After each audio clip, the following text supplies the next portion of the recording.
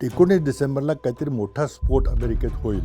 धंदा काय असायचा की मोठ्या मोठ्या व्यक्तींना बोलवायचं, त्यांना पार्ट्या द्यायच्या आणि त्यातून मग तरुण मुलींशी त्यांचे संबंध आणून द्यायचे आणि त्यांचे शारीरिक संबंध कसे होतील हे बघायचं. आणि त्या तरुण मुली म्हणजे 18 वर्षाच्या खालच्या 13, 14, 15 वर्षाच्या मुली.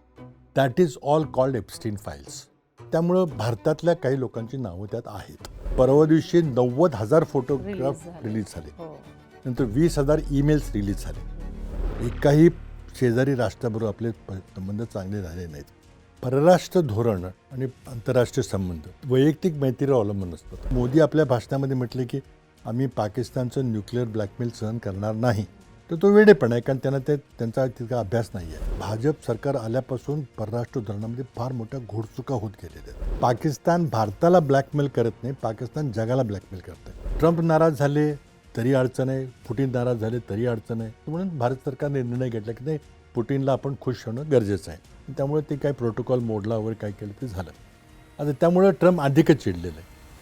आता ह्या परिस्थितीमध्ये पुन्हा अण्वस्त्रांची रेस सुरू होईल. अशा वातावरणामध्ये अणु ऊर्जा निर्मिती हे इतकं सामरिक महत्त्वाचं क्षेत्र आहे की त्यामध्ये खाजगी क्षेत्राला आणणं हे अत्यंत धोकादायक आहे. खाजगी लोकांना म्हणजे एकच खाजगी माणसाला द्यायचा प्रश्न ना, त्याकरता ते बिल आहे की त्यांना ह्या क्षेत्रातील मक्तेदारी करू द्या, म्हणजे अडाणींना द्यायचा तो दावा आहे. फार मोठा धोका त्यामुळे निर्माण देशाच्या सुरक्षितता आहे. मुनीरला त्यांनी स्वतः बोलवले, कधी प्रोटोकॉल मोडून बोलवलं असं कधीच होत नाही. मग राष्ट्रपती कधीही एखाद्या देशाच्या अधिकाराशी कधी चांगले संबंध ठेवत नाहीत. माहिती होतं की हे पैसे सगळे भारताच्या विरुद्ध शस्त्रास्त्र विकत घेण्याकरता वापरले जाईल, तरी त्यांना कर्ज दिलं. गलवान जेव्हा झालं तर मोदी काय बोलले की चीनचा आम्ही वस्तू विकत घेणार नाही, मी ते टिकटॉक बंद करून टाकू, हे करून टाकू. पण त्या दिवसापासून चीनचा आपला व्यापार दुप्पट झालेला आहे. ते क्षी जिनपिंगला तुमची काही गरज नाही, तुम्हाला गरज आहे. अमेरिकेचे जे मनमोहन सिंगच्या काळापासून जे चांगले संबंध आम्ही तयार केले होते ते सगळे कोलमडून पडले. आज 19 तारखेला कोणी रोखू शकणार नाही, कारण हा अमेरिकन काँग्रेसचा कायदा, हा भारताच्या संसदेचा कायदा नाही आहे.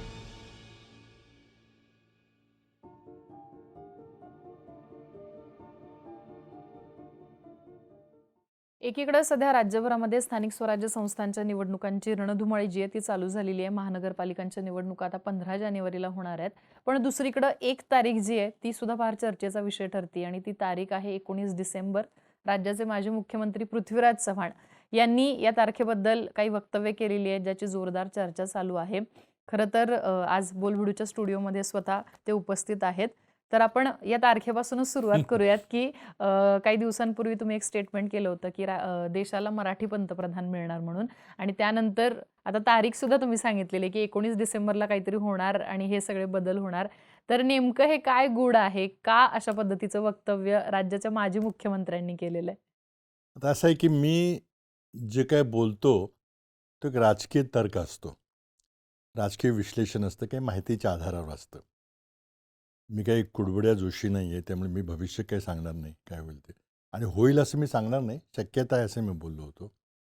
आणि त्याला ते काय तर्क आहेत ते मी अनेक ठिकाणी बोललेलो आहे आणि ते आताही बोलता येईल.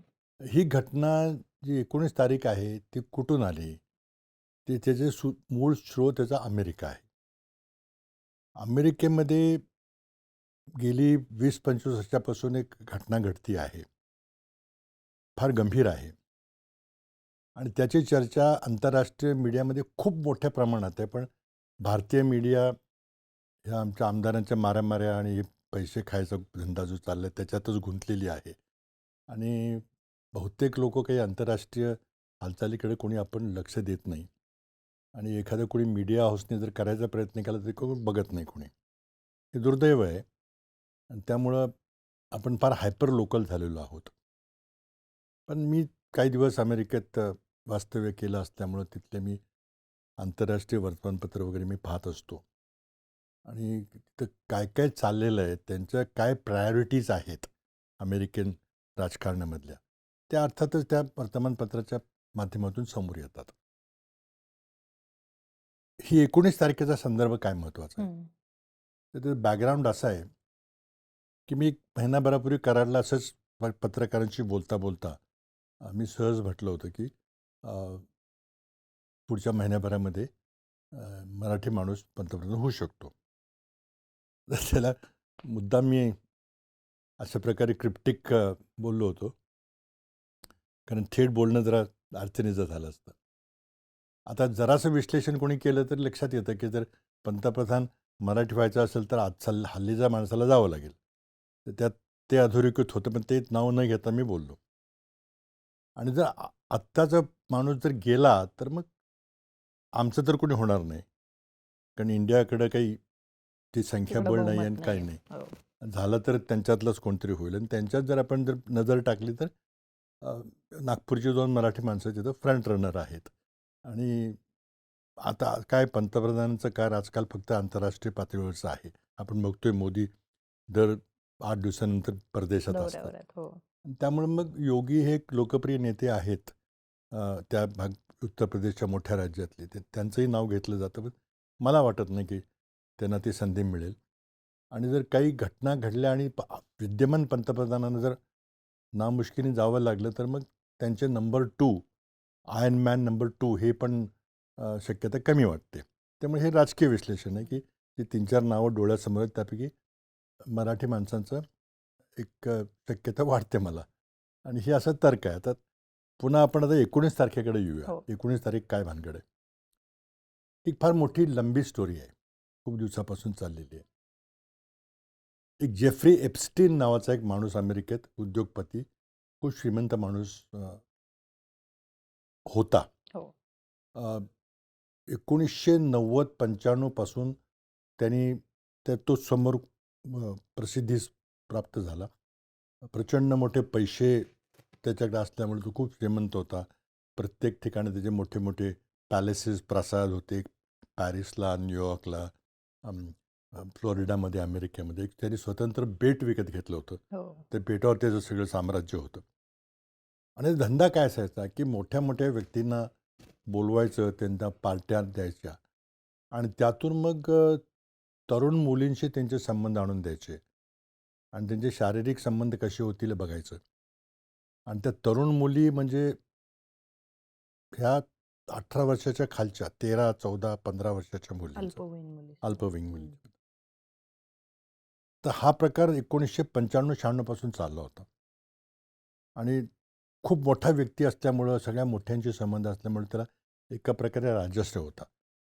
विद्यमान राष्ट्रपती डोनाल्ड ट्रम्प यांचा तो वैयक्तिक मित्र होता. इंग्लंडच्या राजघराण्यातले त्यांचे राजपुत्र होते प्रिन्स अँड्रू, त्याचे वैयक्तिक संबंध होते. पूर्वीचे राष्ट्रपती अमेरिकेचे बिल क्लिंटन यांचे संबंध होते. जगातला सर्वात श्रीमंत व्यक्ती बिल गेट्स मायक्रोसॉफ्टचा त्याचे संबंध होते. आणि तो अशा मोठ्या मोठ्या व्यक्तींना पार्टी देऊन बोलावणं, पाचारण करणं, पार्टी थ्रो करणं, हे त्याचा धंदा 1995-96 पासून चालला होता. आता त्याबद्दलची बरीच माहिती पुढे आलेली आहे. हो. आणि त्यामुळं त्यात अशी माहिती पुढे आली आहे की हा एक मोसादचा, म्हणजे इस्रायली जी गुप्तहेर यंत्रणा आहे त्याचा तो एजंट होता. आणि त्याला श्रीमंत होण्यामध्ये इस्रायली लोकांनी, खूप बँकेमध्ये वगैरे मोठी पडीप्रस्थ आहेत सगळे, त्यांनी त्याला मदत करून त्याला खूप श्रीमंत कसा होईल प्रस्थापित केलं. आणि त्याबद्दल चर्चा व्हायला लागली की हा बाल यौन शोषणाच्या व्यवसायात आहे आणि तो हनी ट्रॅप मधून लोकांना गुंतवतोय. हे थोडं पुढं आलं. एका मुलीने कंप्लेंट केली, पोलिसांनी तपास केला आणि त्याला शिक्षा झाली. हो. शिक्षा झाली, पण खूप गंभीर शिक्षा होत्या प्रकरणामध्ये. पण तिथं काहीतरी त्या जजने तडजोड करून त्याला फक्त 13 महिन्याची शिक्षा दिली. आणि त्यांनी 13 महिन्याची शिक्षा भोगून तो बाहेर आला. पुन्हा त्याचं हे काम चालूच होतं. आणि मग शेवटी आणखी एका गंभीर प्रकरणामध्ये ज्या मुलीने नावं घेतली की आमचा ह्याने वापर केला, नोकरीचं आमिष दाखवलं, पैशाचं आमिष दाखवलं, तुम्हाला सिनेमातल्या नट्या करतो म्हणून सांगितलं, बरंच काय काय केलं आणि आमच्याकडून अशा प्रकारचे यौन शोषणाचे प्रकार केले, ते नावं घेतली काही लोकांची, मोठ्या लोकांची. बरं. त्यामध्ये एक नाव होतं ते इंग्लंडचे राजपुत्र प्रिन्स अँड्रू यांचं होतं. फोटो बिटो बरेच होते. तो खटला अमेरिकेच्या कोर्टात चालला आणि मग तडजोडीने तो खटला मिटला. कोणाला शिक्षा झाली नाही. परंतु प्रिन्स अँड्रू यांनी $15 मिलियन दिले ते तडजोडीसाठी. तडजोडीसाठी त्या मुलीला दिले. आता का दिले काही नसेल संबंध तर का दिले.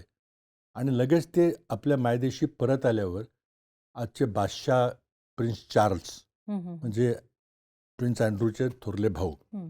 जे आता बादशाह आहेत इंग्लंडचे, त्यांनी प्रिन्स अँड्रूचे सगळे शासकीय खिताब हं. म्हणजे ड्यूक ऑफ वेल्स असे जे खिताब होते हे सगळे काढून हां. राजघराण्याचा संबंध तोडून टाकला. तर हे हो. रेकॉर्डवर आहे. हो. नंतर काय झालं की अमेरिकन प्रेसिडेंट ट्रम्प यांचं नाव यायला लागलं की ते ह्यात रॅकेटमध्ये कुठेतरी समाविष्ट आहेत आणि ट्रम्पची काही कीर्ती काही फार रेप्युटेशन काही फार चांगलं नाही आहे. आता अमेरिकेमध्ये आपल्याला माहिती आहे की 2 राजकीय पक्ष आहेत, एक रिपब्लिकन पार्टी आणि डेमोक्रॅटिक पार्टी. सत्ता आता रिपब्लिकन पार्टीची आहे ट्रम्प यांच्या. आणि मेक अमेरिका ग्रेट अगेन हं. म्हणजे आपल्या देशात हो. मोदींचं जे चालतं की विश्वगुरू वगैरे अशा प्रकारचं ते स्टेटमेंट होतं. आणि त्याला अमेरिकेत खूप पाठिंबा मिळाला. विशेषतः परदेशी लोक घेऊन आपल्या नोकऱ्या घेतात. भारतीय लोक खूप मोठ्या-मोठ्या पगाराच्या नोकरीवर आहेत आणि ते नसते तर मग आपल्याला ती नोकरी मिळाली असती. असं एक अ, म द्वेष निर्माण होईल असं वातावरण ट्रम्प यांनी केलं आणि त्यातून ते निवडून आले दुसऱ्यांदा. आणि त्या सगळ्या राजकीय मूव्हमेंटला मागा असं नाव आहे. Make America great again. आणि खूप फॅसिस्ट प्रवृत्तीची माणसं आहेत की दुसरे कोण नको बाहेरचे हं, हं, काढून द्या, हं. हाकलून टाका. आणि मग हेट क्राईम वगैरे हेट स्पीच हे सगळं जे आता भारतात आपण थोडं बघतोय हो. तशा प्रकारे ते चालले. आणि त्या जोरावर ट्रम्प हे राष्ट्रपती झाले. आता रिपब्लिकन पार्टीचे जे खासदार आहेत ते भक्कमपणे ट्रम्प यांच्या मागे आहेत. कारण त्यांच्यामुळं आपण निवडून आलोय. आणि त्यामुळं ट्रम्प जिंदाबाद हा त्यांचा एक घोषवाक्य आहे.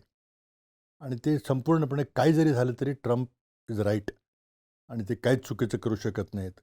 मग त्यांनी भारताशी काय संबंध बिघडवून घेतले, काय घेतले, सगळं ठीक आहे, चालबेल आहे. तर अमेरिकेत काय आहे की मला थोडंसं तिथं 4-5 वर्ष राहिल्यामुळे अनुभव आहे. तिथं तुम्ही 2-4 खून केले तरी तिथं तुम्हाला काहीतरी शिक्षा होऊन तुम्ही बाहेर पडाल. एखादा बायकोला घेऊन पळून गेला तरी कोण काही म्हणत नाही. पण हे जे बाल यौन हं, शोषण हं, आहे हं, ते हं. मात्र तिथं फार गंभीरतेनं पाहिलं जातं. आणि हे त्यांना बिलकुल ॲक्सेप्टेबल नाही आहे. कितीही जरी लिबरल सोसायटी आपण म्हटलं तरी हे नाही चालत. काही नाही. आता ह्याबद्दलचे जे कागदपत्री पुरावे आहेत, ते पुरावे अमेरिकन सरकारकडं आले. कारण ते खटला चालल्यावर ते सगळे पुरावे त्यांना मिळाले.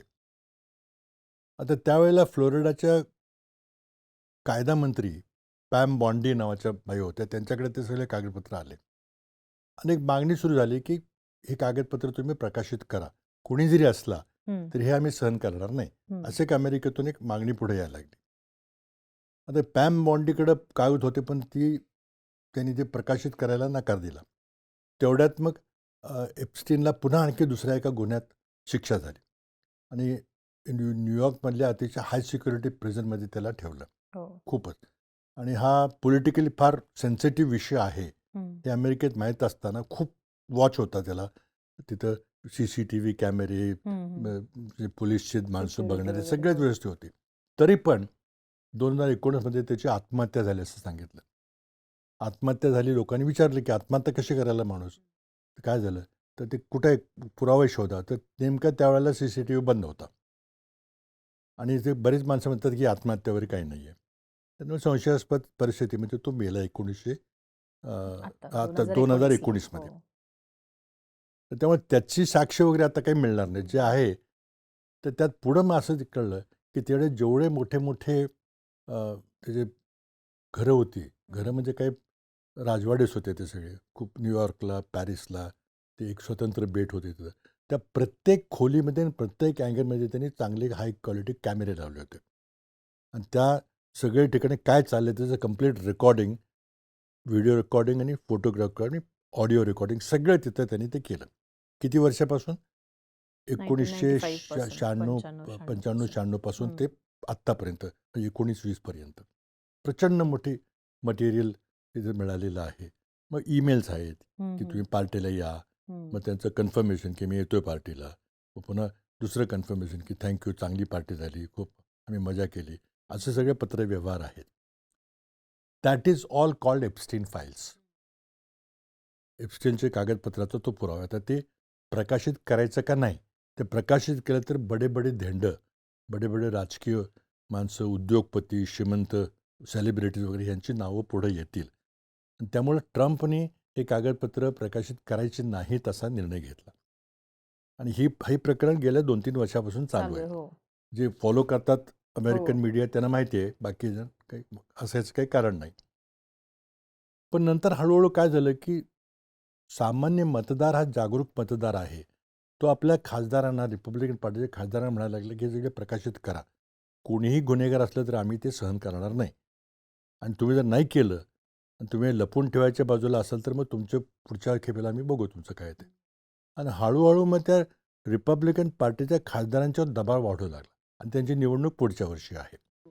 आता ट्रम्पच्या नावाखाली ते निवडून येतील, पण हा जर बट्टा लागला बरोबर. की तुम्ही हे कधी लपवायचा, लपवून दडवायचा ठेवलं. प्रयत्न करता, तर मग प्रॉब्लेम आहे.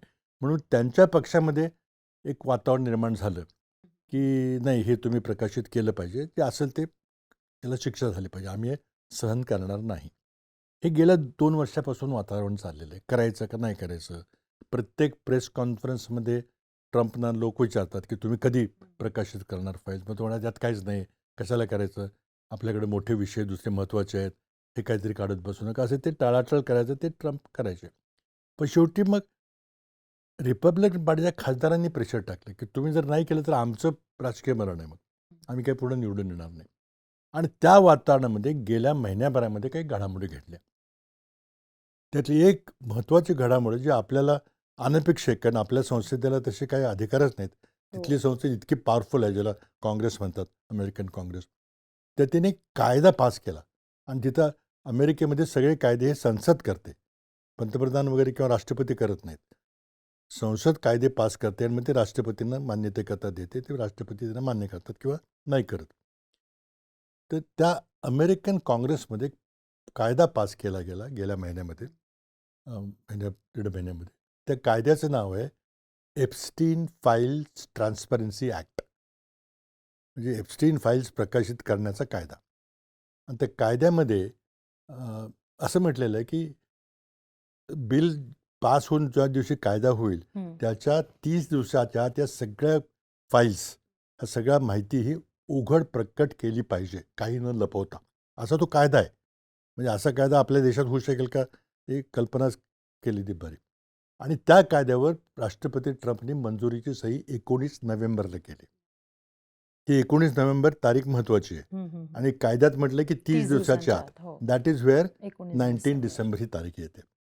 आणि अमेरिकेत रोज चाललेली चर्चा की उद्या, परवा, 19 तारखेला, 19 तारखेला चर्चा न्यूयॉर्क टाइम्समध्ये, वॉल स्ट्रीट जर्नलमध्ये आहे. आता काही कागद टप्प्याटप्प्याने जे डेमोक्रॅटिक पार्टीकडे जे होते कागद, कारण सर्वांच्याकडे ते आहेत, त्यांनी काही कागदपत्र प्रकाशित केलेत. काही फोटोज पण बरेच परवा रिलीज दिवशी झालेत. 90,000 फोटोग्राफ रिलीज झालेत. रिलीज झाले. हो. नंतर 20,000 ईमेल्स रिलीज झाले. हो. आता त्यामध्ये काही आक्षेपार्ह काही नाही आहे. ते हो. नसल्याने ते रिलीज झालेलं आहे. परंतु 19 डिसेंबरला काहीतरी मोठा स्फोट अमेरिकेत होईल हं, हं, हं. आणि बड्या लोकांची नावं त्यात येतील, फोटोग्राफ येतील, व्हिडिओ येतील, अशी तिथे चर्चा, ही सोशल मीडियावर चर्चा हो. आहे. आता हे कागदपत्र शेवटी माणसांच्याच हातात आहेत. खासदार जरी असले तरी ती माणसंच आहेत शेवटी. आणि 450 खासदार त्यांचे आहेत. 100 सेनेटर आहेत. कोणी काय बोलतं, कोणी काय बोलतं. म्हणजे हळूहळू ती माहिती थोडीशी लीक व्हायला लागलेली आहे.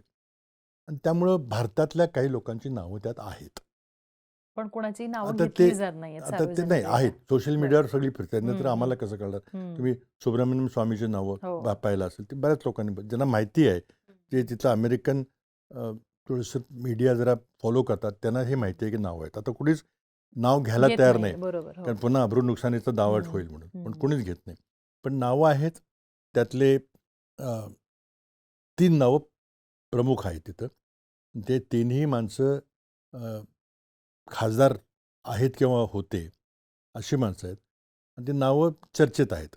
काही मीडियामध्ये आले आहेत, पण त्यात कोणी उघडपणे घेत नाही. भारतात ते टाळायचा प्रयत्न चाललेला आहे. त्याचे काही संदर्भ आहेत, तिथल्या काही वेबसाईट आहेत, त्यांनी काही माहिती प्रकट केली आहे काहीतरी. त्यावरून आपण शेवटी काय, तुम्ही लोक काय करता, एक इन्व्हेस्टिगेटिव्ह जर्नलिझमच्या नावानं आपण शोधून काढतो आणि मग मात्र लोकांच्या समोर पोहोचवतो. तर ही तर्क आहेत की 19 तारखेला मोठं एक्सपोजर होणार का? ते होणार, नक्कीच होणार. कारण 20 GB डेटा आहे. हो. प्रचंड मोठा डेटा आहे. अगदी लक्षावधी ईमेल्स आणि फोटोग्राफ्स तिथं प्रकाशित होणार आहेत. त्यात काही म्हणजे दुमत नाही, कारण तो कायदा आहे. अमेरिकन पार्लमेंटचा कायदा आहे, त्याला कोणी रोखू शकणार नाही. बरोबर. काही कोर्ट रोखू शकणार नाही, काही नाही. तर मोठं एक एक्सपोजर 19 तारखेला होणार आहे. ह्यामध्ये काही दिस इज दुमत फॅक्ट, नाही, त्यात काही बरोबर. दुमत कोणाचं नसेल. आता त्यामध्ये कोणाची नावं आहेत? तर आत्तापर्यंत आपण पाहिलं की 4 मोठी नावं आपल्यासमोर आली. एक बिल क्लिंटन. बिल क्लिंटनची पार्श्वभूमी बऱ्याच जणांना माहिती आहे की ते राष्ट्रपती असताना काय काय घडलं होतं. नंतर बिल गेट्स, सर्वात श्रीमंत माणूस आहे, आणि त्यांनी कबूल दिलं की मी ह्या माणसाचे माझे संबंध आले आणि या माणसाचे मी संबंध ठेवल्यामुळे माझ्या फॅमिलीमध्ये माझ्या बायकोशी माझा घटस्फोट झाला. हम्म. Bill and Melinda Gates Foundation आहे, ते मेलिंडा गेट्स नावाच्या त्यांच्या ज्या पत्नी होत्या त्यांना त्यांनी घटस्फोट घेतला असं बिल गेट्सने स्वतः कबूल केलेलं आहे की ह्या माणसाशी संबंध असल्यामुळं मला माझं फॅमिली लाईफ डिस्टर्ब झालं. प्रिन्स अँड्रूला तर हो. त्यांनी $15 मिलियन सेटल केलं. तर काही झालं नसतं तर सेटल करायचं काही कारण नव्हतं. ट्रम्पचे फोटो बरेच आहेत आणि त्यामुळं ते सगळं चाललेलं आहे. तर तिथली अटकली अशा चालल्या, जे मोठे मोठे वर्तमानपत्र आहेत, New York times, wall street journal, Washington post, त्यामध्ये चर्चा आहे की बरंच काहीतरी घडणार त्या दिवशी आहे. तर ती 19 तारीख. तर भारतात कोणी काही फॉलो करायचं काही कारण नाही, कारण हे अमेरिकेतला विषय आहे.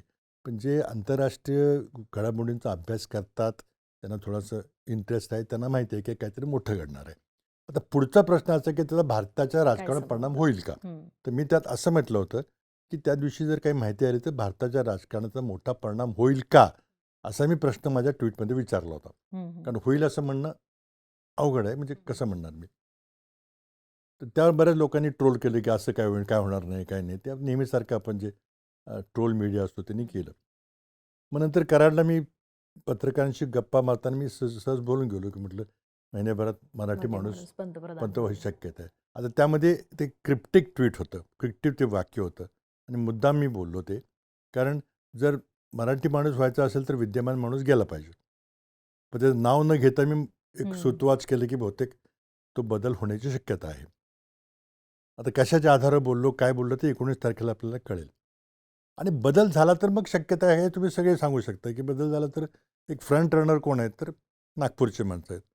ते बारामतीचं कोण होणार नाही किंवा कराडचं कोण होणार नाही किंवा रायबरेलीचं अमेठीचंही कोण होणार नाही, कारण आमच्याकडे संख्याच नाही ती. त्यामुळे तसं तुमचं बोलण्यात पण काय अर्थ नाही. हे स्टेटमेंट आल्यानंतर महाराष्ट्राच्या मुख्यमंत्र्यांचं असं म्हणणं आहे की माजी मुख्यमंत्री अशा पद्धतीची वक्तव्य करतायत तर त्यांच्या आरोग्यासाठी मी प्रार्थना करतो असं आता देवेंद्र फडणवीस म्हणाले. मी आता त्यांना मनापासून धन्यवाद देतो की त्यांनी माझ्या आरोग्याची चौकशी केली. शेवटी वय असतं, माणूस वय त्याचं होतं आणि काही गोष्टी घडतात, त्यामुळे ते बोलले तर त्यामध्ये काही नाही. पण त्यांना आतून आनंदाच्या पुकळ्या फुटत आहेत हे मला माहिती आहे, कारण आमची त्याची तशी भेटी झाली होती काही दिवसापूर्वी. पण ठीक आहे, ते बोलले तर त्यांना माझे धन्यवाद आहेत. माझी तब्येतीची चौकशी केली तर काही त्यात गैर नाही आहे. परंतु हा तर्क आहे. आता ह्यामध्ये काही चुकीचं असेल तर I am ready to accept it, की जर बदल झाला तर मग कोण होणार आहे? कोणाची शक्यता वाटते? तर आता ते 2 ते बारामतीचं कोण होणार नाही 3 नावं भाजपमधलीच किंवा फ्रंट कराडचे रनर्स कोण आहेत होणार नाही. सगळे. हो. तर मग होणार कोणतं? जे आपल्यासमोर डोळ्यासमोर नावं दिसत आहेत, सिनियर कोण आहेत, तर ते मराठी माणसं दिसत आहेत मला, म्हणून ते बोललो. आता त्याचा काही कोणाला काही अर्थ काढायचा असेल तर काढू, पण 19 तारखेपर्यंत जरा दम धरा. बघूयात आपण आता. एवढेच अगदीच 2 ते माझं 3 म्हणणं आहे. दिवस राहिलेत 19 तारखेला त्यामुळे. आणि त्यामध्ये मी एवढे सांगितलं की हम्म. तिन्ही माझी खासदार आहे, तिन्ही आजी माझी खासदार आहेत, हो. हे तर मी बोललोच. आता बाकी जास्त बोलायला लावू नका मला, कारण नाही, पुन्हा अर्थात पुन्हा आत खूप बोलले योग्य होणार सेन्सिटिव्ह नाही. विषय आहे तो सगळा. आणि त्यामधले सगळे, आता ठीक आहे, तो सेन्सिटिव्ह विषय तिथे सोडून देऊ. किती दिवस राहिले? 2-3 दिवस 3 राहिले. दिवसच आणि राहिलेत. त्याला 19 तारखेला कोणी रोखू शकणार शकत नाही, नाही. कारण हा अर्थात अमेरिकन अमेरिकेचा कायदा. काँग्रेसचा हो, कायदा, हा तुम्ही म्हणालात. भारताच्या संसदेचा कायदा नाही आहे किंवा हे तर मोदी सरकार नाही आहे. तिथं कोणी थांबू शकणार नाही. तिथं अमेरिकन संसद आपल्या संसदेच्या 50 पट ताकदवर आहे. हम्म. त्याची तुलनाच होऊ शकत नाही. जे राज्यघटनांचे अभ्यासक आहेत त्यांना माहिती आहे. बरोबर. तर त्यामुळं त्याबद्दल मला काही शंका नाही की 19 तारखेला मोठं एक्सपोजर होणार आहे. नक्कीच त्याकडे आपलं लक्ष असणार आता आहे की फक्त 19 त्यात तारखेला भारताच्या काय राजकारणावर होतं. परिणाम होईल का नाही माझं विश्लेषण आहे. बरोबर. मी आता हे विश्लेषण आहे, तर राजकीय अर्थात. विश्लेषण बरोबर असू शकतं, नसतं काही. अर्थात आपण त्याच्यावरती नंतर सुद्धा बोलूच, हं. म्हणजे नक्की 19 तारखेला काय होतं त्याच्यावरती. पण आता अजून एक जो विषय चर्चेचा आहे तो म्हणजे फॉरेन पॉलिसीचा. कारण आता तुम्ही स्वतः पी-एम-ओमध्ये खूप वर्ष काम केलंय. आंतरराष्ट्रीय संबंध खूप जवळून बघितलेले आहेत तुम्ही. आता या सगळ्यामध्ये भारतात अलीकडचा जो चर्चेतला विषय तो म्हणजे 4 आणि 5 डिसेंबरला व्लादिमीर पुतिन देशात आले होते. मोदींनी अगदी प्रोटोकॉल तोडून त्यांचं स्वागत केलं. रशियन मीडियाने खूप कौतुक केलं. पण ह्या सगळ्यामध्ये भारत ज्या पद्धतीनं रशियाच्या जवळ जातोय, तर त्याचा आंतरराष्ट्रीयरित्या नेमका काय परिणाम होतोय? तुम्ही हे संबंध खूप जवळून बघितलेले आहेत म्हणून नाही, विचारते. त्याच्या आधी मला थोडंसं ह्याबद्दल प्रिअम्बल थोडीशी पार्श्वभूमी सांगितली पाहिजे. परराष्ट्र धोरण आणि आंतरराष्ट्रीय संबंध हे वैयक्तिक मैत्रीवर अवलंबून असतात. नरेंद्र मोदी यांचं शिक्षण बेताचं झालं आपल्याला माहिती आहे. हो. म्हणजे झाले का नाही ते माहिती नाही. कारण ते डिग्री पण दाखवायला तयार नाहीत आणि काहीतरी खोटे कागदपत्र दाखवले आणि त्यात पकडले गेले ते. त्यांचा एक भोळा संबंध असा आहे की आपण एखादी उंची भेट दिली, तिथे एकदम अचानक भेटायला गेलो, त्याला तिथं हे केलं तर ते आपले संबंध सुधारले की आपल्या देशाचे संबंध सुधारले जातील. आणि त्यातून त्यांनी अचानकपणे पाकिस्तानच्या पंतप्रधानांना भेट दिली. हं. वाढदिवसाच्या लग्नाच्या दिवशी हो. न बोलवता गेले. नंतर चीनच्या राष्ट्रपती शी जिनपिंग त्यांना 18 वेळा ते भेटले. अगदी गळा भेट त्यांची किती वेळा झाली, झोपाळा त्यांचं काय काय झालं. नंतर ट्रम्पला त्यांनी एवढा मोठा नमस्ते ट्रम्प किंवा अब की बार ट्रम्प सरकार ही त्यांच्या प्रोटोकॉल मोडून बोलले कॅम्पेनमध्ये. ते. हो. तर त्यांना असं वाटतं की आपण एखाद्या राष्ट्राध्यक्षाला किंवा सरकारच्या प्रमुखाला अशा प्रकारे आपण त्याला अतिशय महत्त्व दिलं, त्याला फार मोठं हे केलं, त्याचे फार चांगले संबंध प्रस्थापित केले, तर आपल्या दोन्ही देशांचे संबंध चांगले होतील. हा भोळेपणा आहे. परराष्ट्र धोरण असं काही होत नाही. आणि भारतामध्ये जे आता एक 20-25 हजार अधिकाऱ्यांची फौज आहे परराष्ट्र खात्यामध्ये, ते आपण त्यांना फुकट पगार देत नाही. कारण हे फार किचकट काम आहे. बरोबर. ते मोदींना माहीत नाही आणि त्यांना वाटलं की आपण फार सोपं आहे आणि आपण सगळं करू. आणि त्यांचं सगळं धोरण जे होतं की वैयक्तिक मैत्रीवर आधारण होतं, त्याला काय अर्थ नसतो. पाकिस्तानच्या पंतप्रधान जाऊन भेटले लगेच पठाणकोट झालं. मोदींनी कसे सर्वात जास्त आपल्यावर आयात कर लावलेले आहेत, सर्वात जगात जास्त कर 50% लावलेले आहेत आणि ट्रम्प लावलेत. म्हणजे तुमची कुठं मैत्री गेली काय झालं माहिती नाही. नंतर बांगलादेशशी काही संबंध खराब असायचं कारण नव्हतं. बांगलादेशचा जन्मच भारताने दिलेला आहे. तर तिथं आपले इतके वाईट संबंध निर्माण झाले. एकाही शेजारी राष्ट्राबरोबर आपले संबंध चांगले झाले नाहीत. आणि आंतरराष्ट्रीय फक्त इस्रायल सोडलं आणि इस्रायलमध्ये फक्त मुस्लिम द्वेषी राष्ट्र, या 2 मुस्लिम द्वेषी पंतप्रधानांची दोस्ती झालेली आहे एका वेगळ्या कारणामुळं. कारण दोघेही फॅसिस्ट प्रवृत्तीचे नेते आहेत. ते सोडले तर आज जगात तुम्हाला एकही मित्र राहिलेला नाही. भारत पाकिस्तान युद्ध जे 25ला झालं त्यानंतर ज्या घटना घडल्या की एकाही माणसाने पाकिस्तानला दोषी धरलं नाही. त्याचं कारण असं की भारताने काही पुरावाच दिला नाही पहलगामचा हं. ही माणसं पाकिस्तानी होते म्हणून. त्यामुळे कोणी भारताच्या वक्त्यावर विश्वासही ठेवलेला नाही. त्यांनी ते डेलिगेशन पाठवलं 56 लोकांचं, खासदारांचं. इतका वेडेपणा होता की असं कधी करत नाहीत. जर आपण सर्वपक्षीय डेलिगेशन पाठवायचं असेल तर एक वजनदार माणसं विरोधी पक्षाची पाठवावी लागतात. तुम्ही कोणाला पाठवलं? श्रीकांत शिंदे आणि काही माणसं ज्यांची ओळख नव्हती त्यांनी. आणि त्यामुळे त्यांना स्वतःच्या ताकदीवर काही अपॉइंटमेंट्स मिळू शकल्या नाहीत. परराष्ट्र खात्याने जर त्यांच्या अपॉइंटमेंट्स केल्या तरच त्यांच्या भेटी झाल्या. इतक्या देशांना ते गेले, ते डेलिगेशन्स 56 लोकांचे. एकाही ठिकाणी राष्ट्रप्रमुख किंवा सरकार प्रमुखांची भेट झाली नाही. सगळे ज्युनियर माणसं, उपमंत्री, परराष्ट्र खातं असं ज्याला काही अधिकार नाहीत, अशा लोकांच्या भेटी झाल्या. आणि ते कोणाला भेटले? तर भारतीय समाजाच्या लोकांना भेटले. न्यूयॉर्कला गेले, कोणाला घेतले? तर इंडियन डायस्पोरा. मग त्यांनी काय ते आपल्या बाजूलाच आहे. त्यांना काय कळलं? आणि एकाही भेटीनंतर एकाही सरकारने की भारताची बाजू ही बरोबर आहे आणि हे भारताचं योग्य आहे, भारतावर अन्याय झाला असं कोणी म्हटलं नाही. प्रत्येकाने काय म्हटलं? भारताचं डेलिगेशन आलं, त्यांनी सांगितलं असं असं झालं. पाकिस्तानचं डेलिगेशन त्यांनी असं असं सांगितलं. दोघांच्या बाजू त्यांनी मांडून ते मोकळे झाले. त्यात कुणाची बाजू, आम्ही कुणाच्या बाजूने उभं राहणार आहोत हे काही सांगितलं नाही. आणि त्यामुळे भारताच्या मागं एकही प्रमुख राष्ट्र त्या इंडो पाकिस्तान वॉरमध्ये नव्हतं. आता जर लढाई करताना त्यामध्ये खूप बोलण्यासारखं आहे इंडो पाकिस्तान. पण आता बोललं की पुन्हा देशद्रोहाचे आरोप वगैरे ट्विटिंग सरळ सुरू होतं काहीतरी. पण खूप त्यात गंभीर चुका झालेल्या आहेत. चुका तर कधी झालेल्या आहेत? चुका ह्या भाजप सरकार आल्यापासून परराष्ट्र धोरणामध्ये फार मोठ्या घोडचुका होत गेलेल्या आहेत. आणि माझ्या दृष्टीनं म्हणजे एक अभ्यासक परराष्ट्र खात्याचा धोरणाचा म्हणून मी सांगतो की सर्वात महाभयंकर चूक गेल्या 75 वर्षातली जर झाली असेल तर अटल बिहारी वाजपेयींच्या काळामध्ये त्यांनी जो अणुस्फोट केला 98-99ला जो हो. झाला तर तो एक महाभयंकर स्ट्रॅटेजिक चूक होती. ती का होती तर भारताने अणुस्फोट केल्या दुसऱ्या दिवशी पाकिस्तानी 3 स्फोट केले. आता पाकिस्तानकडं अण्वस्त्र आहेत ही चर्चा आंतरराष्ट्रीय होती. पण जोपर्यंत तुम्ही अणुस्फोट करत नाही तोपर्यंत तुम्हाला न्यूक्लिअर वेपन स्टेट म्हटलं जात नाही, अण्वस्त्रधारी राष्ट्र म्हटलं जात नाही. तुम्ही काय केलं, भारताकडे अण्वस्त्र होतीच कारण आपण 74ला बॉम्बस्फोट केला होता. पण भारताने केल्यामुळे पाकिस्तानला स्फोट करायची संधी मिळाली आणि त्या दिवशी 1999ला का 98ला Pakistan became a nuclear weapon state, जे पूर्वी नव्हतं. त्यामुळे आता काय झालं, Bharat nuclear weapon state, Pakistan nuclear weapon state, दोघांमध्ये युद्ध झालं तर कलह होईल, आंतरराष्ट्रीय होईल. त्यामुळं 99 कारगिलच्या युद्धानंतर भारत पाकिस्तानचं हॉट वॉर म्हणजे समोरासमोर रणगाडी आणि तोफा घेऊन होईल अशी शक्यता संपली. थेट न्यूक्लिअर वॉर होणारच नाही कारण न्यूक्लिअरची भीती आहे. बरोबर. जे मोदी आपल्या भाषणामध्ये म्हटले की आम्ही पाकिस्तानचं न्यूक्लिअर ब्लॅकमेल सहन करणार नाही, तर तो वेडेपणा आहे कारण त्यांचा तितका अभ्यास नाही आहे.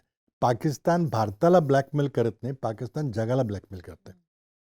आज पाकिस्तानमध्ये किंवा भारतामध्ये अणुस्फोट झाला तर त्याचे थेट परिणाम शेजारी राष्ट्र रशिया, चायना, सौदी अरेबिया सगळ्यांच्यावर होतील. कोण तुम्हाला अणुस्फोट करू देईल? म्हणून आपलं दोघांचं युद्ध एका दिवसापेक्षा जास्त चालत नाही.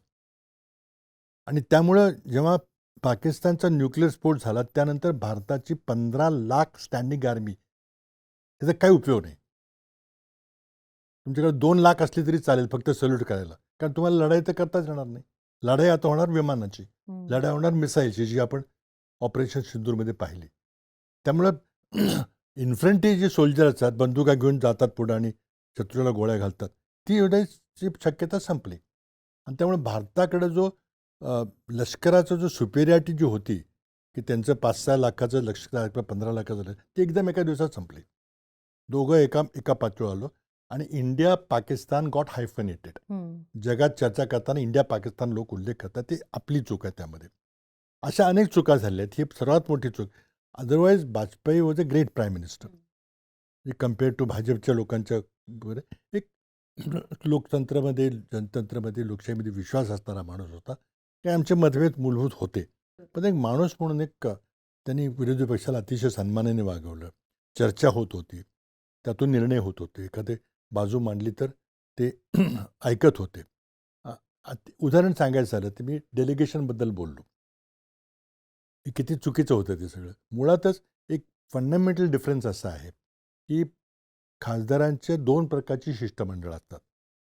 एक सरकारी शिष्टमंडळ आणि एक पार्लमेंटरी शिष्टमंडळ. पार्लमेंटरी शिष्टमंडळ हे लोकसभेचे अध्यक्ष ठरवतात आणि त्यामध्ये स्ट्रिक्ट नियम असे आहेत परंपरेने की ज्या पक्षाचे जितके खासदार असतील त्या पक्षाच्या प्रमाणामध्ये त्या डेलिगेशनचे सदस्य असतात. समजा 20 माणसं जरी जाणार असतील तर भाजपचं बहुमत आहे, कारण भाजपचे 12 असतील, काँग्रेसचे 3 असतील, JDUचे 1 असतील, असं ते प्रमाण अगदी टक्केवारीमध्ये कॅल्क्युलेटर घेऊन ते काढलं जातं. आणि त्यानंतर प्रत्येक पार्टीला विचारलं की तुमच्या 4 पैकी तुम्हाला कोण खासदार पाठवायचे. भाजपच्या प्रतोद असतो त्याला विचारायचं तुझ्या 14 पैकी कोणाला पाठवायचं, ते सांगतील ते शिष्टमंडळ. That is parliamentary delegation, speakers delegation, Lok Sabha अध्यक्षांचं. सरकारचं डेलिगेशन कधी कधी असतं ते वेगळं असतं. सरकारची गरज काय आहे तर सरकारचा मुद्दा विरोधी पक्षाच्या तोंडातून मांडायला लावून हा देश आमचा एक आहे हा मेसेज देणं. बरोबर. आता उदाहरण सांगतो मी. 1971ला बांगलादेशचं युद्ध झालं आणि जवळजवळ 1 लाख निर्वासित आपल्याकडे आले, 1 कोटी निर्वासित आले, लाख लोक आम्ही युद्धकैदी केली आणि खूप मोठा ताण भारताच्या अर्थव्यवस्थेत पडला. आणि ह्याला पाकिस्तान जबाबदार आहे हे जाऊन सांगणं परदेशात पटवून देणं महत्त्वाचं होतं. इंदिरा गांधी पंतप्रधान होत्या. त्यांनी कुणाला पाठवलं? त्यांनी विरोधी पक्षनेते अटल बिहारी वाजपेयींनी सांगितलं की तुम्ही कृपा करून अमेरिकेला जा. त्यांनी मान्य केलं. पिलू मोदी नावाचे एक मोठे स्वतंत्र पार्टीचे नेते होते आणि ते म्हणजे बहुतेक इंग्लंडमध्ये राहत होते असं ते व्यक्तिमत्व, फार मजेशीर व्यक्तिमत्व होतं. इंदिरा गांधीचे वैयक्तिक मित्र होते. त्यांना इंग्लंडला पाठवलं. रशियाला कोणाला पाठवलं तर कम्युनिस्ट पक्षाचे मोठे नेते हिरेन मुखर्जी यांना पाठवलं. कम्युनिस्ट पार्टीचे त्यांचे संबंध होते. आणि ह्याची कळस म्हणजे जर्मनीला कोणाला पाठवलं तर जयप्रकाश नारायण. कोणाला विश्वास बसेल? आणि जयप्रकाश नारायण गेले. तिथं गेल्यानंतर परराष्ट्र खात्याला अपॉइंटमेंट करायची गरज नव्हती, कारण जयप्रकाश नारायण हे सोशलिस्ट इंटरनॅशनलचे एक मोठे जागतिक स्तरावरचे नेते होते आणि भारताच्या भूमीतले.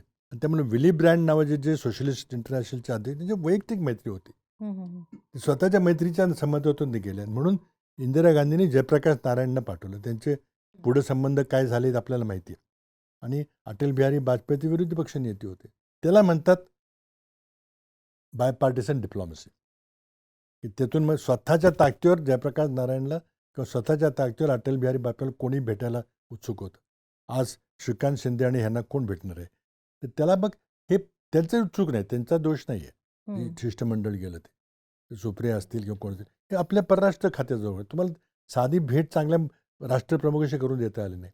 आणि ते सगळा एक्सरसाइज वेस्ट झाला. त्यातून पुन्हा वाद झाला की काँग्रेसचं कोण केलं काय केलं, तोही वाद करायचं कारण नव्हतं. अनेक चुका झाल्या.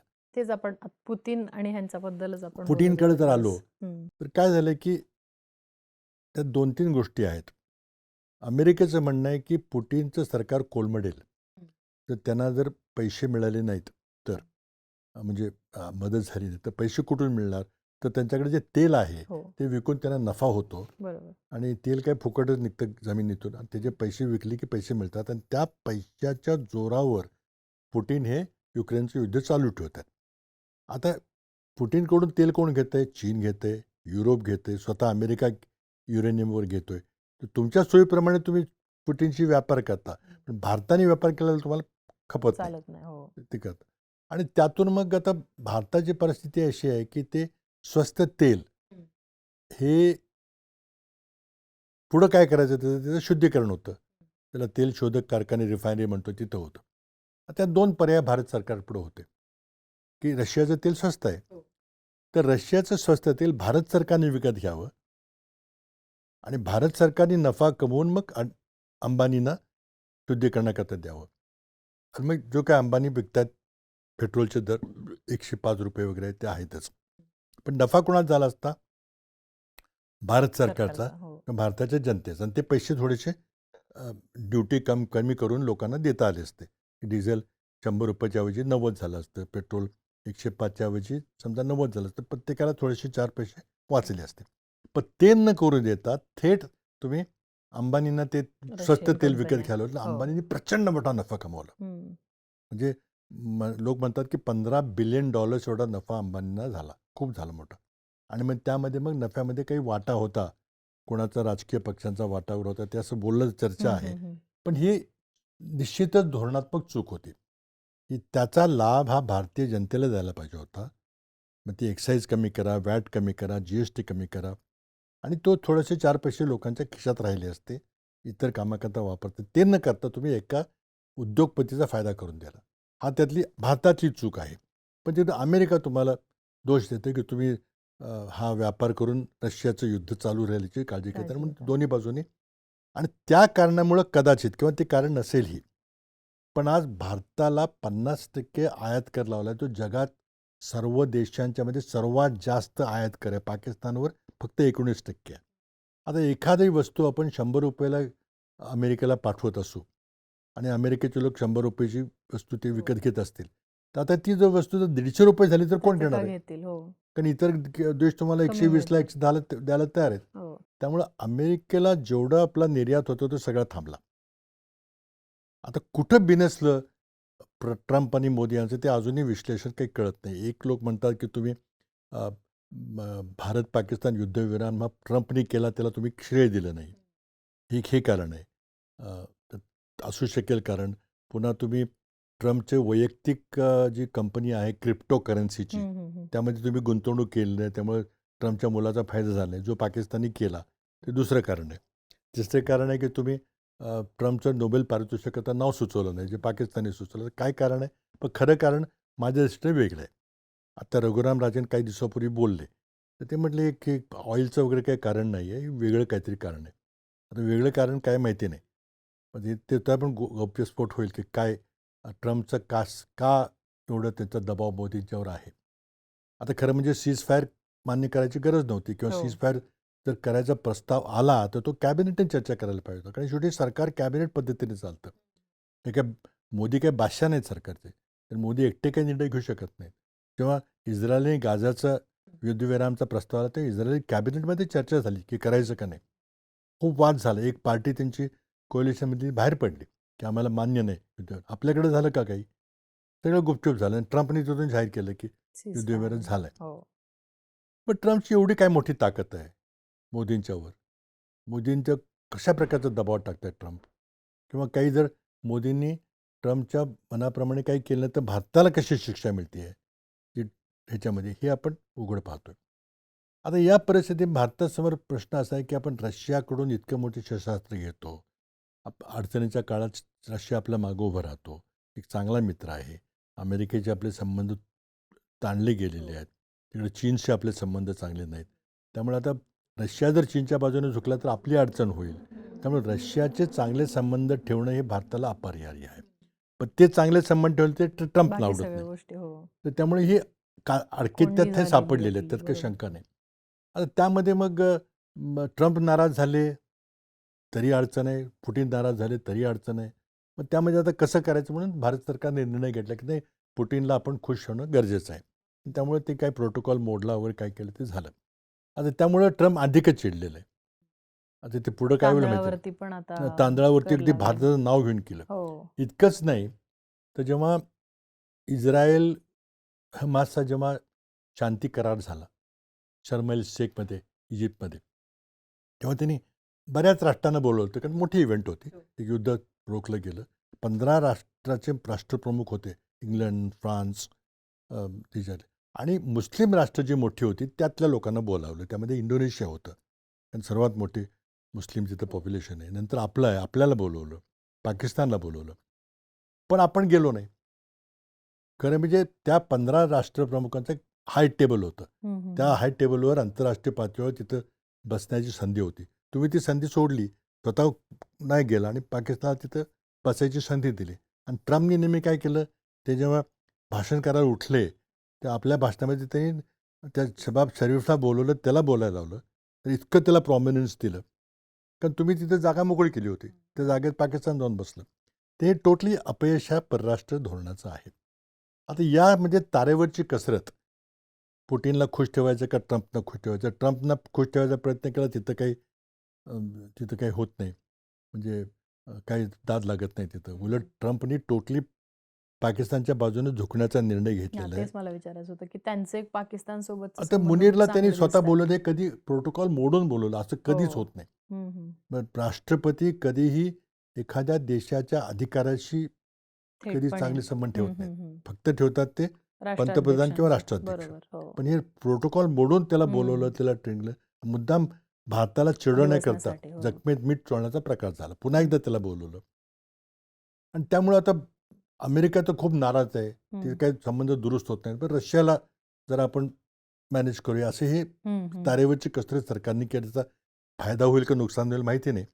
पण थोडंसं तेल आपण आयात कमी केलेली आहे. पण त्यात हं. ट्रम्पवर काही फरक पडणार नाही. त्यांची पण नाराजी ते आहेच. असं म्हणतात, की आता जे स्वदेशी चलनाचं चालू आहे, की आता रुबलमध्ये व्यापार होईल आणि मग डी-डॉलरायझेशन किंवा डॉलरला कुठेतरी कमी अशी लेखणं या गोष्टी होतील. अशी ट्रम्पला भीती आहे हं, की हं. ब्रिक्स म्हणून जी संघटना आहे हो. त्या संघटनेच्या माध्यमातून एक पर्यायी व्यवस्था हं, हं. डॉलरची जी सुप्रिमसी आहे ती कमी मक्तेदारी. करायचा हं. प्रयत्न आहे. ट्रम्पने उघड सांगितलं की तुम्ही असं केलं तर आम्ही तुमच्यावर कारवाई करू म्हणून. पण ते करावं लागेल कारण शेवटी एका देशाची मक्तेदारी चालवणं हे धोकेदायक आहे. पण त्यामध्ये मग तुम्ही जर ब्रिक्समध्ये गेला तर चीनच्या बरोबर चीनची मक्तेदारी मग स्वीकारावी लागेल. आता गलवान जेव्हा झालं तर मोदी काय बोलले की चीनच्या आम्ही वस्तू विकत घेणार नाही. मी ते टिकटॉक बंद करून टाकू, हे करून टाकू. पण त्या दिवसापासून चीनचा आपला व्यापार दुप्पट झालेला आहे. हं. कारण न विचार करता केलेलं ते स्टेटमेंट होतं. मोदींच्या नेहमीच्या स्टाईलप्रमाणे. चीनकडून आपण जर गोष्टी आयात केल्या तर भारताची अर्थव्यवस्था कोलमडून पडेल. हे वास्तव त्यांना कोणी सांगितलं नाही. का ते आकलन करायची त्यांच्याकडे ताकदच नाही आहे कसली. पण आता आपण पाहिलं की तो व्यापार वाढतोय आणि चीनची माणसं एकदाही तुमच्याकडे आली नाही. तुम्ही जहा तिथे जाऊन त्यांच्या पाया पडला. मोदी स्वतः कितींदा गेले तिथे की नाही संबंध सुधारे, फोटो काढले हसून वगैरे. ते क्षी जिनपिंगला तुमची काही गरज नाही, तुम्हाला गरज आहे. त्यामुळे परराष्ट्र खात्यामध्ये न विचार करता हम्म. असं काहीतरी वक्तव्य करणं, वागणं हे मोदींचे स्वभाव आहे. त्यात काय त्याचा भारताला फार मोठा फटका बसला आहे. तर पुटिनच्या संबंधात जर बोलायचं झालं तरी रिस्क आहे की पुटिनचे चांगले संबंध ठेवले, कारण पुटिनचे आणि चीनचे संबंध हे चांगले चांगले आहेत. आहेतच. हो. त्यामुळे ऐन वेळेला जर काही झालं तर तो रशिया चीनच्या बाजूने उभं राहील का आपल्या बाजूने ते काही सांगता येत नाही. आणि अमेरिकेचे जे मनमोहन सिंगच्या काळापासून जे चांगले संबंध आम्ही तयार केले होते ते सगळे कोलमडून पडलेत आज. काय पडले माहिती आहे. त्यामुळे हे परराष्ट्र खात्याचं संपूर्ण अपयश आहे. जयशंकर यांचं अपयश आहे, मोदी यांचं अपयश आहे. जेव्हा पाकिस्तानचं युद्ध झालं त्यानंतर पाकिस्तानला IMF कर्ज दिलं, तर 15 लोकांच्या बोर्डमध्ये 14-1 निकाल लागला, वोटिंग झालं. भारत फक्त विरोधात गेला, बाकी 14 हो. लोकांनी पाकिस्तानला दिलं. कर्ज द्यावं असा ठराव केला आणि त्याला मिळालं ते कर्ज. आणि ते माहिती होतं की हे पैसे सगळे भारताच्या विरुद्ध शस्त्रास्त्र विकत घेण्याकरता वापरले जाईल, तरी त्यांना कर्ज दिलं. म्हणजे एवढ्या कुरघोड्या भारताच्या विरोधात पाकिस्तानने करून सुद्धा आंतरराष्ट्रीय स्तरावरती जेव्हा विषय येतो तेव्हा पाकिस्तान आपलं पुढे आज जाताना ते दिसतो. सिक्युरिटी काउन्सिलचे सदस्य आहेत, आपण हो. नाही. हम्म. आज त्यांना ट्रम्पने इतकं मोठं स्थान दिलेलं आहे की एक मोठं राष्ट्र, माझे मित्र, हे केलेलं आहे. आणि भारताला मुद्दाम चिडवायचा त्यांचा प्रयत्न चाललेला आहे. पण हे सगळं आपल्या परराष्ट्र धोरणाचं अपयश आहे का नाही? तरी काही कोणी बोलायला तयार नाही. एकही शेजारच्या राष्ट्राचे आपले चांगले संबंध आहेत, नेपाळचे नाहीत, बांगलादेशचे नाहीत, कोणाचेच नाहीत. आपण काय मिळवलं? फक्त एक इस्रायल सोडलं. आणि त्याचं कारण काय आहे? ते भारताची मैत्री आहे म्हणून नव्हे, पण ते मुस्लिम द्वेष त्यातून आहे. दोन्ही फॅसिस्ट नेते आहेत.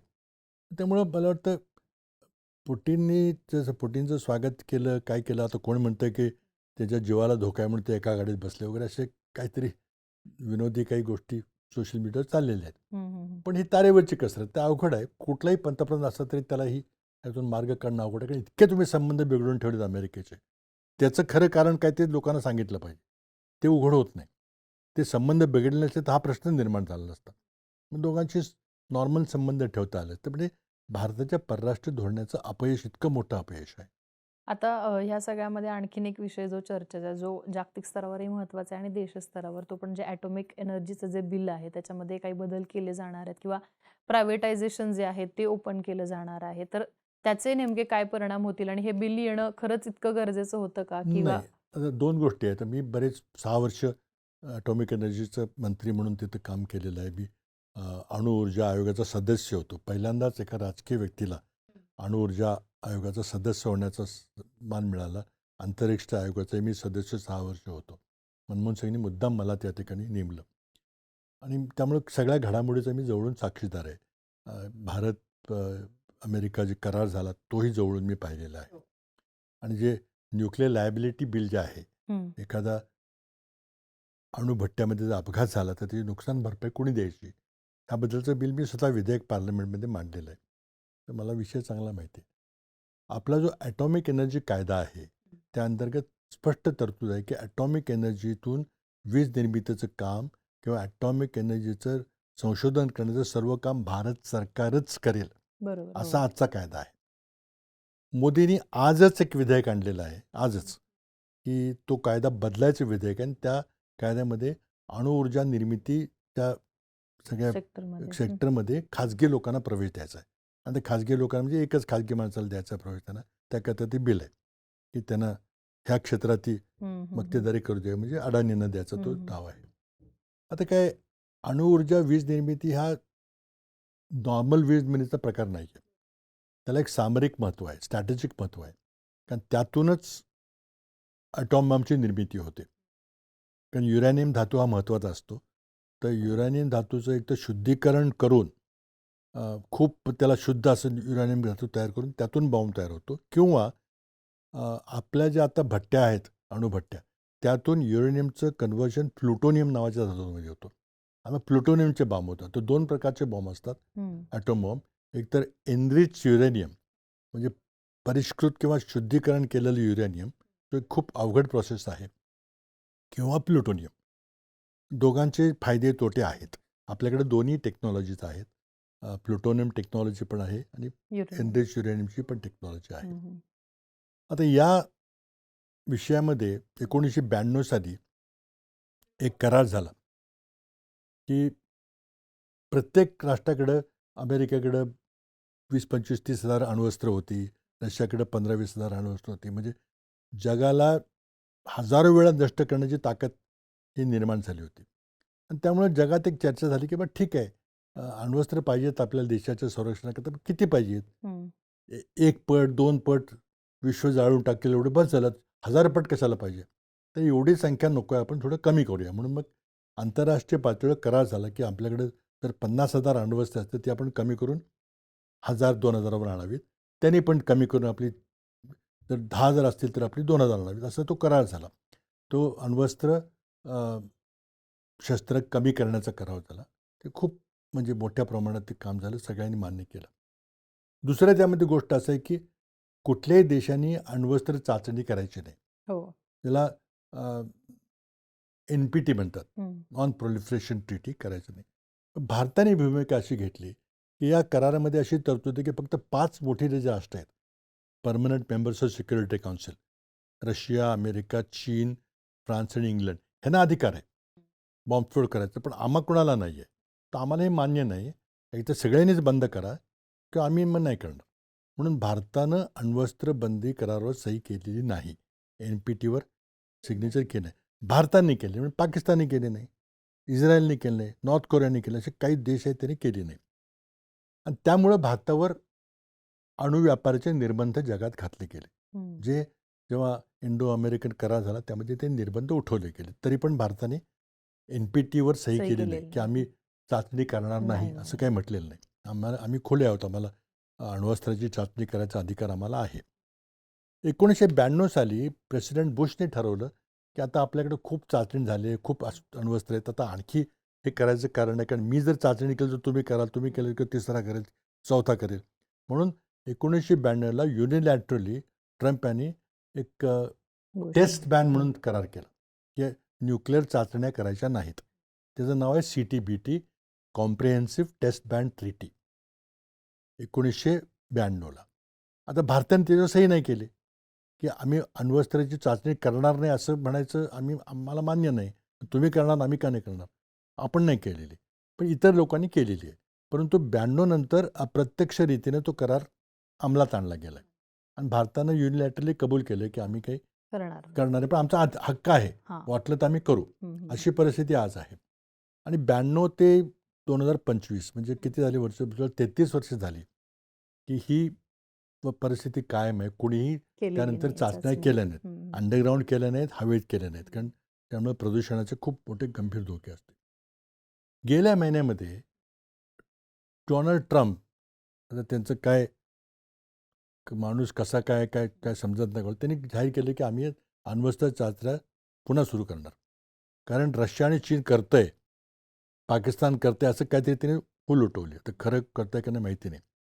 कारण अण्वस्त्र जर चाचणी केली तर भूकंपासारख्या ते कंपनी हो. येतात आणि लगेच कळतं की हे काहीतरी झालेलं आहे. कृत्रिमरित्या हा भूकंप आहे, म्हणजे हे अण्वस्त्राची चाचणी आहे, ते कळतं सगळ्यांना. बरीच स्टेशन सगळीकडे आहेत. आता ट्रम्पने ही घोषणा गेल्या महिन्यात केली की आम्ही चाचण्या पुन्हा सुरू करणार. आता त्यांनी केलं तर दुसरे करतील. मग रशिया करेल, चीन करेल, मग भारत करेल, पाकिस्तान करेल, मग ते चालू राहील. बरोबर. तर त्यामुळं हा विषय जरा गंभीर झालेला आहे. आणि तर CTBT जे आपण न सहीत करता अप्रत्यक्षपणे अंमलात आणलं गेलं होतं की चाचणी करायची नाही, तो करार संपला. आता ह्या परिस्थितीमध्ये पुन्हा अण्वस्त्रांची रेस सुरू होईल जगामध्ये, कारण ही ट्रम्पने सुरू केलेली आहे. अशा वातावरणामध्ये अणु ऊर्जा निर्मिती हे इतकं सामरिक महत्त्वाचं क्षेत्र आहे की त्यामध्ये खाजगी क्षेत्राला आणणं हे अत्यंत धोकादायक आहे. आणि आमचा तर त्याला कडाडून विरोध असेल, माझा वैयक्तिक तर कडाडून विरोध असेल. पण शेवटी मोदींनी आज निर्णय घेतला आहे हो. की आपण हे क्षेत्र खुलं करायचं. काँग्रेसच्या वतीने आम्ही त्याला विरोध करू, पण हं. आमची ताकद क्षीण आहे, त्यामुळे काय होईल का नाही तो दादागिरी करून तो पास करून घेईल. आणि फक्त एका अडाणीला एक नवं रान कुरण उघडं करून द्यायचा त्यातलं उद्देश आहे. फार मोठा धोका त्यामुळे निर्माण होईल देशाच्या सुरक्षिततेला. कारण त्यातून मग खाजगी लोकांनी जर युरेनियमचं आणि प्लुटोनियमचं संरक्षण केलं आहे, तर चोरून नेलं, मग कुठल्या आतंकवादाच्या हातात पडलं ते, तर मग काय वाटेल ते होऊ शकेल. डर्टी बॉम्ब त्याला म्हणतात किंवा काय करता येईल. तर हे करणं चुकीचं आहे आणि अजूनही शहाणपणा मोदींनी करावा आणि ते पुढं नेऊ नये असं माझी प्रामाणिक इच्छा आहे. त्याबद्दल मी आता लिहीनसुद्धा 1-2 दिवसामध्ये की कसा धोका आहे. तर अमेरिकेला जास्त नुकसान त्याचं होईल हे स्पष्ट आहे. पण तरी तो काही ऐकण्यातला माणूस नाही, आपल्या माणसासारखाच आहे ते. हे स्वतःला सगळं कळतं. सगळं ज्ञान एकाकडेच आहे. तसं आहे तर तिथेही ट्रम्पचं तसंच चाललेलं आहे. आणि दोघं माणसांचे स्वभाव धर्म एकसारखेच आहेत खरं म्हणजे. आणि तसे त्याचा फटका अमेरिकन लोकांनी बसतोय आणि भारतातल्या लोकांनी बसतोय. तर ते करणं फार चुकीचं ठरेल. ते करू नये. आणि त्याचबरोबर दुसरं जे विधेयक मी जे मांडलं होतं, की जर ॲटॉमिक ॲक्सिडेंट झाला तर नुकसान भरपाई कोणी द्यायची? त्याबद्दल माझी काही कडक मतं होती. भारत सरकारची कडक मतं होती. तर तो मांडलं होतं. तर ती शिथिल करा, असं अमेरिकेचं म्हणतं. कारण अमेरिकेला अणुभट्ट्या विकायच्यात आपल्याला. आणि हा करार असताना त्या अणुभट्ट्या विकणं अवघड आहे. कारण मी त्यामध्ये काय म्हटलेलं आहे, की तुम्ही आम्हाला न्यूक्लिअर भट्टी दिली आणि चालवणार आम्ही. हो. कारण भारतामध्ये फक्त भारत सरकारच्या कंपन्याच अणुऊर्जा निर्मिती करू शकतात. आता हे उद्या बदलेल. कारण मोदींनी कायदा आणला. तर ते कशाकरता आणला हे स्पष्ट आहे. तर त्यामुळं समजा अपघात झाला, तर तो प्लॅन्ट ऑपरेट करणाऱ्याची चूक आहे का सामान पुरवणाऱ्याची चूक आहे? तर अमेरिकेचं म्हणणं होतं की आम्ही तुम्हाला ₹100 सामान पुरवलं आणि काय अपघात झाला, तर आम्ही फक्त ₹100 नुकसान भरपाई देणार. मी मुद्दा मांडला की हा आमचा एकमेव देश आहे जिथं भोपाळ गॅस ट्रॅजेडीसारखी दुर्घटना घडली. हजारो लोकं मेली कारण तुमची चूक होती. ज्यांनी ते प्लॅन्ट बसवलं होतं अमेरिकन कंपनी त्याची चूक होती. पण तुम्ही पळून गेला. तुम्हाला काहीच करता आलं नाही. तर आमच्या लोकांचं नाही झालं. तर या पार्श्वभूमीवर मला हे मान्य नाही आहे. तुम्हाला ती सगळी अनलिमिटेड लायबिलिटी असेल का तुमच्या दोषपूर्ण यंत्रणेमुळे जर अपघात झाला तर आमचा त्यात दोष नाही आहे. तर याबद्दल मतभेद आहेत. हो. जेन्युइन मतभेद आहेत. अमेरिकन भट्ट्या पुरवणाऱ्या देशांचं म्हणणं की आम्ही नाही, ओपन एंडेड जर आम्हाला नुकसान भरपाई द्यावी लागली तर आम्हाला ते परवडणार नाही, त्यामुळे आम्ही येणार नाही तुमच्याकडं. असा तो वाद चाललेला आहे.